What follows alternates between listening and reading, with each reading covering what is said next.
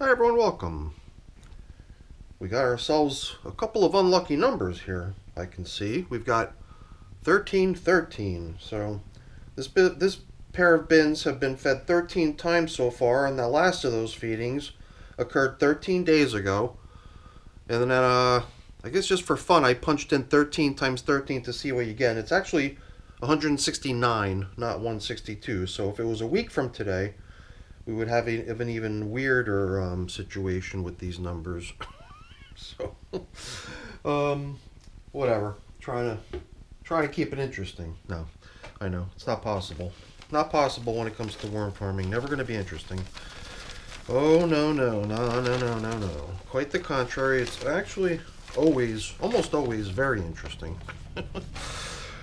So like in these systems, we had so much dampness, and then we started blending in the shredded paper cardboard that I use as bedding, and that somehow seemed to get the overly damp conditions back to where the material in these systems seemed to flow quite nicely.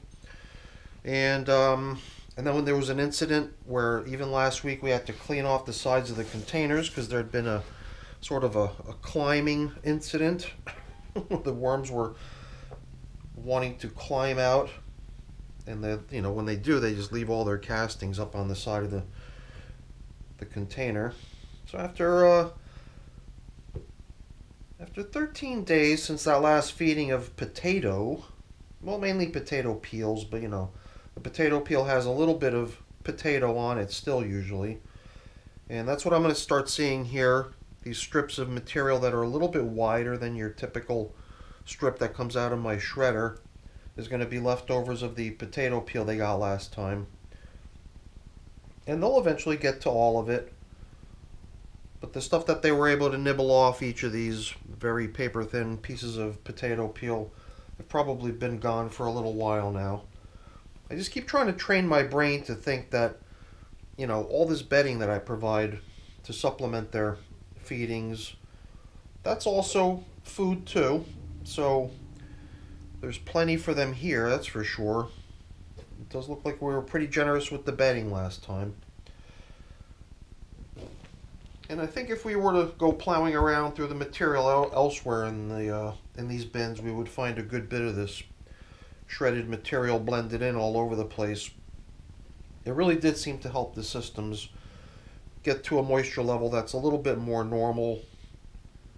And I guess what I was trying to correct, the abnormal conditions I was experiencing, was just overly damp. Everything's clumping together. Nothing would want to crumble or flow, and it just had to be improved, So I really like the way things have come along, at least so far from what I've seen in bin number 1 here. But I mean, since the feeding I've got for them isn't overly large, we probably don't need a huge opening to put it into either. We've got a few banana peels. I got 3. I'm going to have to go 1.5 banana peels per system, and then a full tomato. Everything was in my freezer, so it's starting to get a little glistening there as it thaws out, and as the air in the room condenses on it. Wow. These corn cobs have been in here for probably a few feedings now. We've been bumping into them here and there. But just when I touch the end of this one piece of corn cob, its fragility, how fragile it is, the way it just crumbles in my hand is pretty incredible.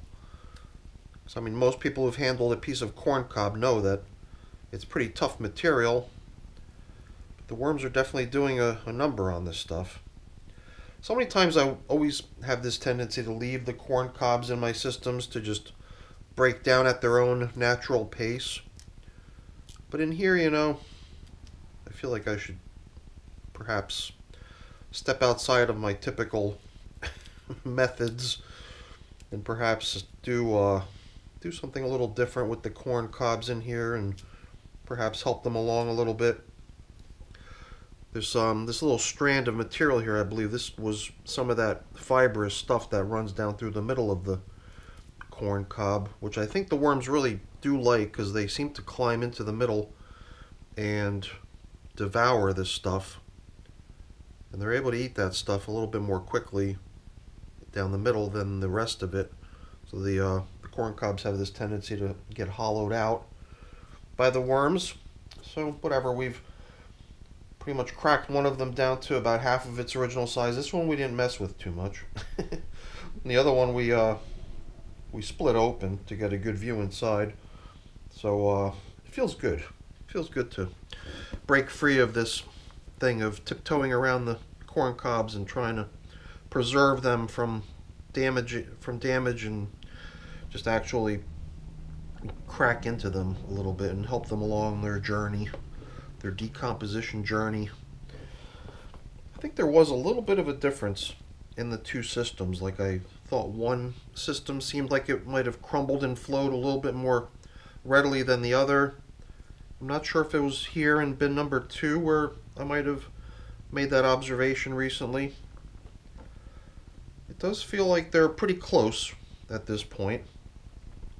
You know, we got systems like this that are pretty much like sister bins or brother bins or whatever you want to consider them as. I do have a tendency to run them almost identically to one another.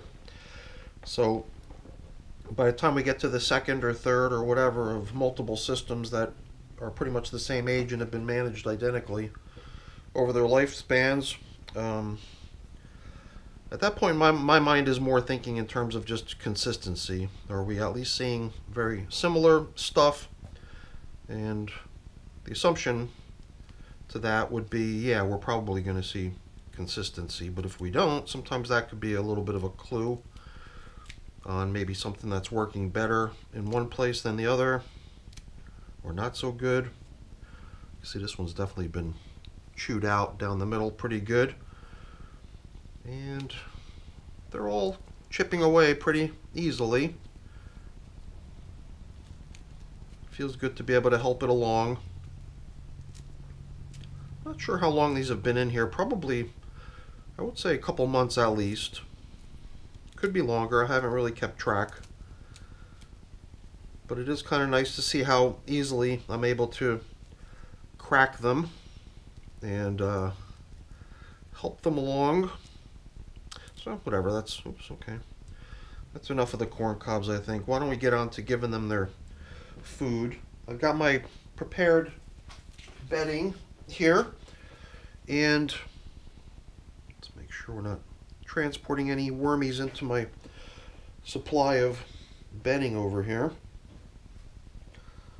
So it does seem to me like there was a good bit of leftover bedding from the last feeding, and here too will be sort of generous, but we probably don't have to go overboard.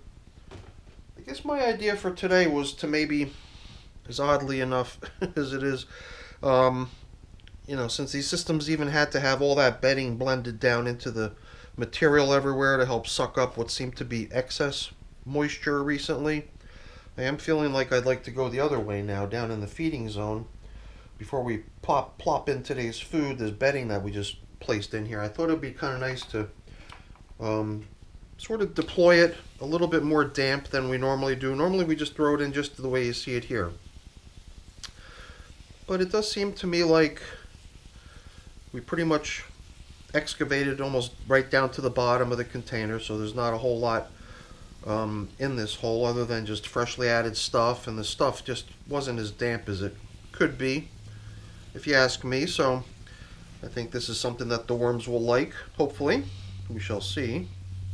Hopefully we don't find worms fleeing again, trying to run out of their container out into the dangerous dry. And you know, I've got my little pocket knife here. I figured the tomatoes, oops, dropped it. I was going to try to just poke it and bring it over like so. So I just thought it might be nice to kind of spread this yummy food out. Put half of it on one edge of the bin, the other half on the other edge. And then these guys will get one full banana peel. Yum yum. And then we throw one full banana peel over into this container too, where we will once again, all right, this one is a little bit more, more frozen.